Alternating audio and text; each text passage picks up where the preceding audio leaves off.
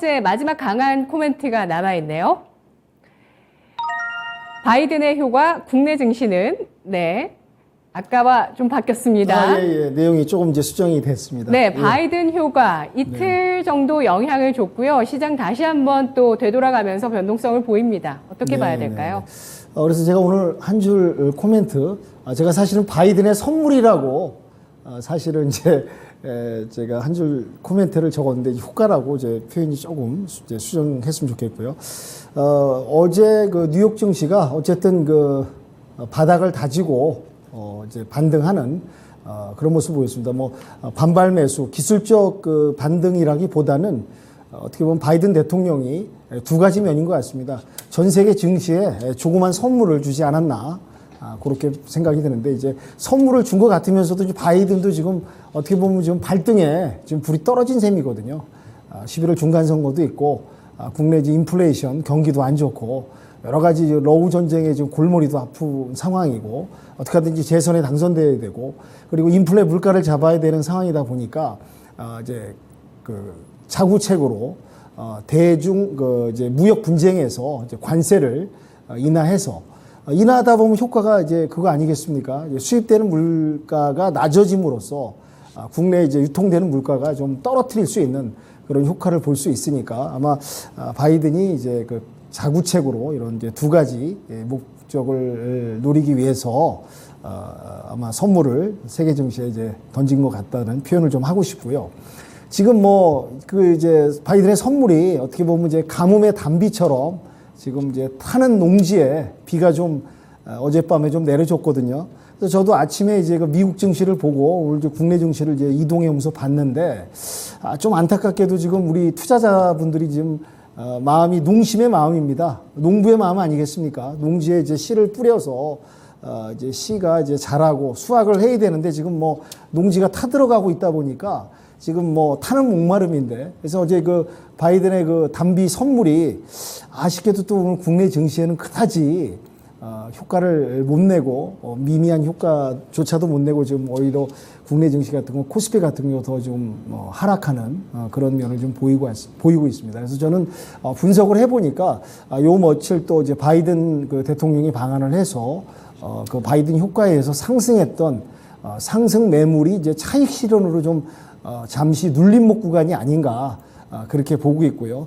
조금 그 저 바이든의 그 선물이 좀 확장 효과가 돼서 우리 증시에 좀 더 추가 상승하는 여력이 있길 바랬는데 그런 점은 좀 아쉬운 부분이 있습니다. 그래서 타는 그 농심의 마음이면서도 이런 그 부분을 오늘 볼 때 방심을 또 하면 안 되겠다. 이 증시는 여전히 바이든이 선물을 줬다 하더라도 이 결과물이 또 이렇게 국내 증시에 이렇게 나타나니까 안타깝고요.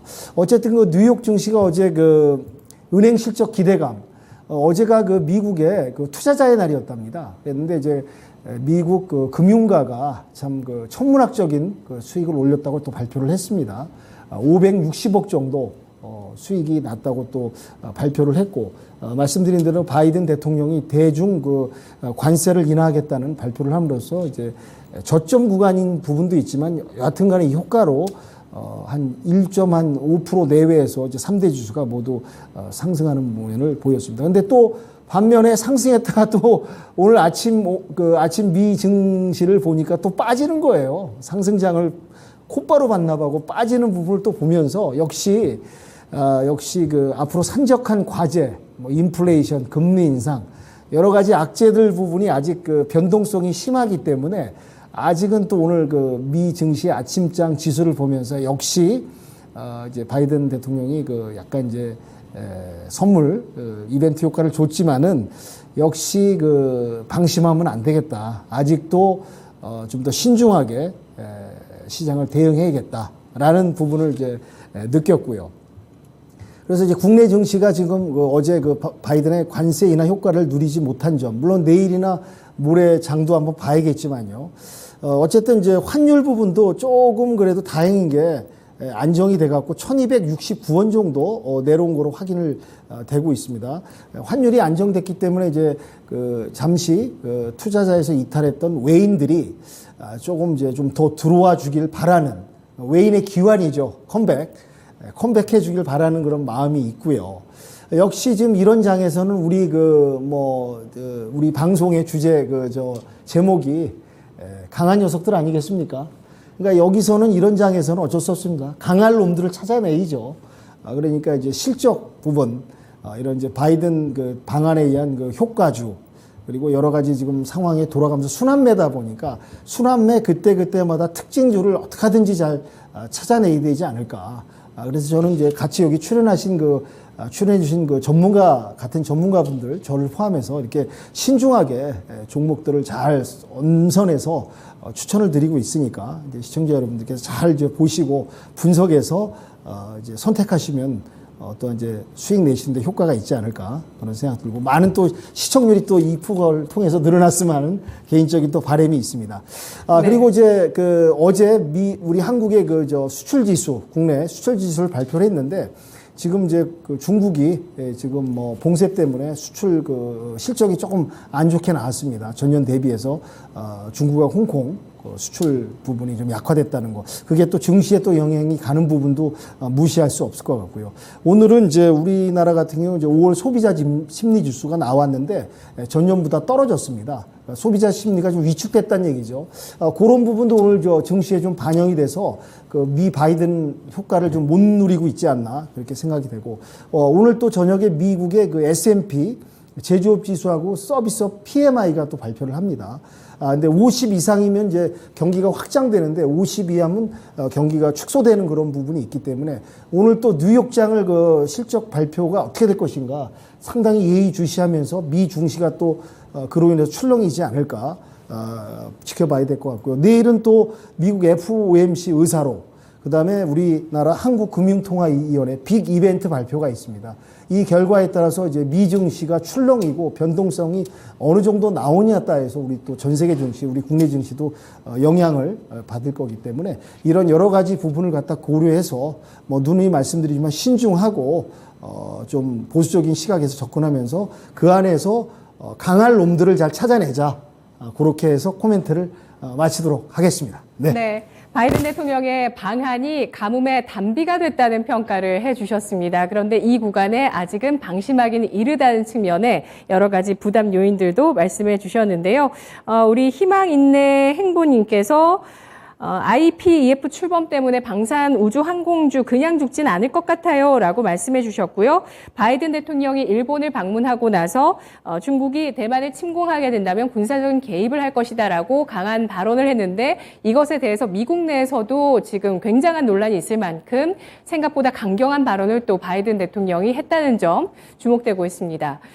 자, 지금 일단은 희망을 바라볼 수 있는 빛이 하나 들어왔습니다. 바이든 대통령의 방안이었는데, 긍정적으로 볼지 아니면은 방심하지 말자는 의견에 동의를 해 주실지 의견을 두 분께 한번 확인을 해 볼게요. 좀 더 긍정적으로 봐도 괜찮다. 지금 시장. 이렇게 생각하시면은 초록불, 방심하지 말자라고 생각하시면 빨간불 주시기 바랍니다.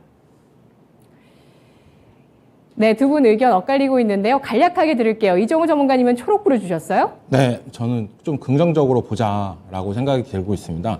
하지만 이 긍정적으로 보는 게 어떤 종목을 긍정적으로 보냐에 따라서 달라지는 것 같습니다. 저는 솔직히 말해서 바이든 오고 나서 테마 관련 종목들이 더 강세를 보인다라고 저는 생각이 들어요.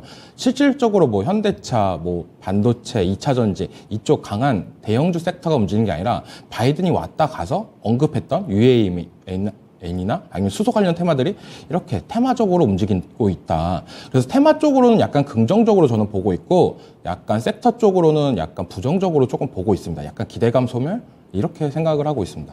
네. 테마는 여전히 살아있는 게 또 약세장의 특징이라고 볼 수 있을 것 같고요. 그래도 시장의 어떤 이런 매수 매도의 이런 치열한 싸움은 계속되고 있습니다. 매수도 강하게 나오는 쪽은 사실 좀 어렵습니다. 네, 반재혁 전문가님.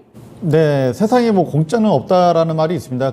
그것도 미국의 전 세계에 제일 통치권을 가지고 있는 사람이 왔는데 공짜가 있겠습니까? 그렇기 때문에 뭔가 이게 주는 게 있으면 또 받는 게 있고, 또는 얻는 게 있으면 또 잃는 것도 분명히 있을 겁니다. 그래서 솔직히 무조건 너무 부정적으로 볼 것도 없고, 또 너무 무조건 부정적으로 긍정적으로 또 양쪽 한쪽만 보지 말고 실익은 있겠지만 어쨌든 우리가 챙길 것은 열심히 잘 챙겨야 될 것 같고요. 우리 주식시장에서도 마찬가지입니다. 이 시장에서도 어렵지만 사실 여기서도 챙길 수 있는 부분도 분명히 있을 것이고요. 그리고 이제 뭐 어쨌든 뭐 바이든 대통령이 와서 우리나라가 이제 긍정적으로 이제 미국 시장을 진출했다. 이제 이런 부분은 제가 어제 굉장히 긍정적인 멘트를 드렸습니다. 그런 부분은 굉장히 좋게 볼 수 있다라고 말씀드리고요. 물론 바로 이것이 효과가 나올지 또는 좀 중장기로 볼 때는 분명히 또 우리가 얻을 것도 많이 있다. 이 말씀 드리고요. 그래서 이제 사실 국가 간의 이런 외교는 굉장히 좀 자국 위주로 돌아가기 때문에 분명히 실익은 분명히 있을 겁니다. 그래서 우리가 참 되게 너무나 좀 당연한 얘기지만 되게 지금 현재 중요하다. 미국 대통령 바이든의 어쨌든 어떤 통치력에 대한 어떤 실험대가 지금 놓여 있다. 그래서 여기서 진짜 바이든 대통령이 잘해서 전 세계 경제 위기를 잘 무난하게 해결한 대통령이 될 것이냐, 아니면 이 경제를 더 안 좋게 몰아간 그런 사람이 될 것이냐, 이런 어떤 기로에 지금 서 있는 상황입니다. 그래서 이제 물론 뭐 저희 입장에서는 당연히 잘 되기를 바라죠. 그렇지만 우리가 또 때로는 또 긍정적으로 볼 필요도 있고, 때로는 좀 냉정하게 또 평가를 또 해야 되는 부분도 있기 때문에 저는 그래서 좀 신중하게 일단은 보자. 그리고 뭐 국가도 마찬가지지만 저희도 챙길 수 있는 거 있으면 좀 챙겨보자, 이런 말씀 드리고 싶습니다. 네, 알겠습니다.